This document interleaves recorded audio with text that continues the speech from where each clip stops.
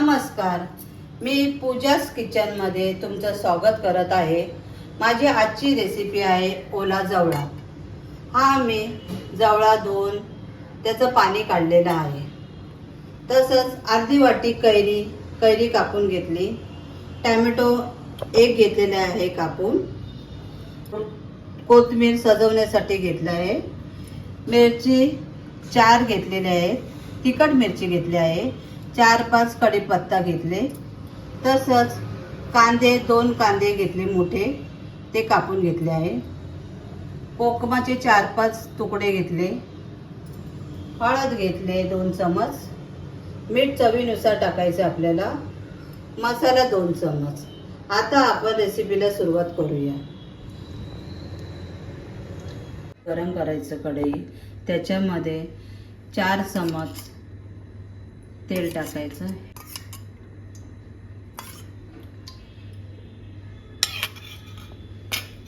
तेल कढलं, जरा तापलं तेल, आवाज आला तेलाचा की आपण त्याच्यामध्ये मिरची आणि कढीपत्ता टाकायचा आहे।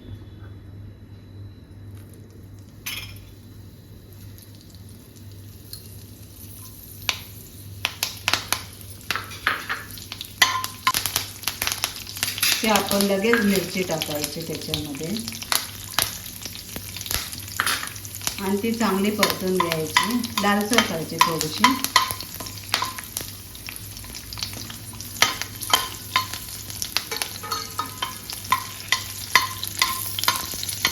ते मिरची आणि कढीपत्ता तसा लाल झालेला आहे। आता आपण त्याच्यामध्ये कांदा टाकायचा। मी 2 कांदे कापून घेतलेले आहेत।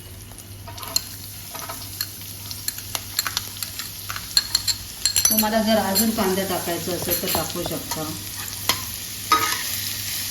आणि तो पण लालसर आपण कांदा करून घ्यायचा आहे।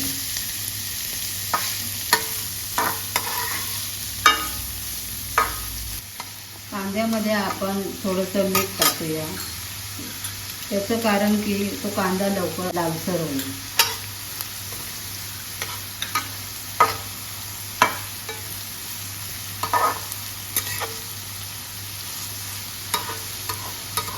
कांदा परतेपर्यंत, आपलं लाल होईपर्यंत आपण जवळ्याला मीठ मसाला लावून घेऊया। मी 2 चमच हळद टाकते, त्याच्याने तो जवळा पिवळसर दिसतो। आणि मसाला टाकते। मसाला टाकल्यानंतर तो जवळा हलक्या हाताने हलवून घ्यायचा। मसाला सगळीकडे जवळ्याला लागला पाहिजे। त्याच्यामध्ये मीठ ॲड केलेलं आहे कांद्यामध्ये, कारण कांद्यामध्ये मीठ टाकल्यावर तो कांदा लवकर होतो। आता थोड्या प्रमाणात तो लालसर होत आला आहे आपला कांदा। आता आपण त्याच्यामध्ये टोमॅटो टाकूया। तो 1 टोमॅटो मी कापलेला आहे, तो मी त्या कांद्यामध्ये टाकते।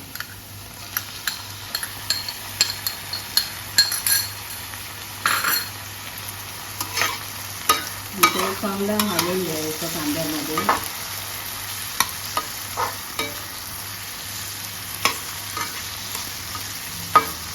तसंच आता आपण टोमॅटो टाकल्यानंतर थोडी कैरी टाकायची, कारण जवळा आपला लगेच होणार आहे। कैरी तशीच जाते तशी, त्यामुळे मी कांद्यामध्येच ती कैरी टाकली।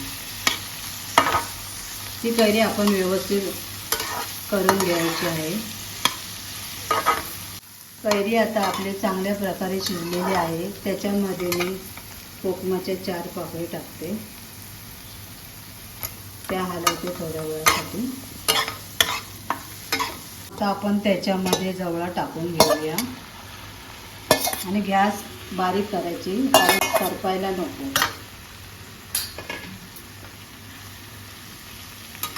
हलक्या हाताने आपण तो जवळा हलवायचा आहे।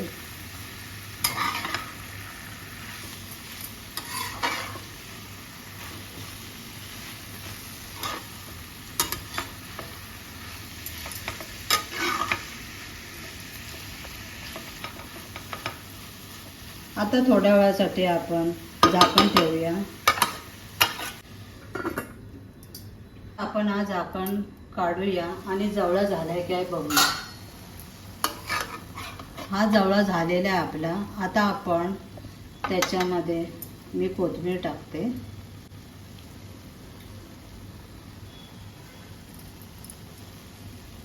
ही माझी रेसिपी जवळ्याची झालेली आहे.